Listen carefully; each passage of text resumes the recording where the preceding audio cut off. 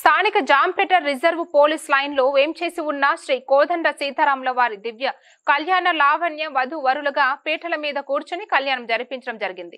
మరియు ఎస్పీ అమ్మ కూడా ఈ కళ్యాణ మహోత్సవంలో పాల్గొని ప్రత్యేక పూజలు నిర్వహించారు. ఈ కళ్యాణ ఘట్టాలను కనులార వీక్షించడానికి తరలివచ్చిన భక్తులకు ఎటువంటి అసౌకర్యం కలగకుండా పోలీస్ అధికారులు మరియు రామాలయ కమిటీ సభ్యులు తగిన ఏర్పాట్లను చేశారు. ఈ సందర్భంగా జిల్లా ఎస్పీ మాట్లాడుతూ ముందుగా జిల్లా పోలీస్ యంత్రాంగానికి మరియు ప్రజలకు శ్రీరామనవమి శుభాకాంక్షలు తెలియజేశారు.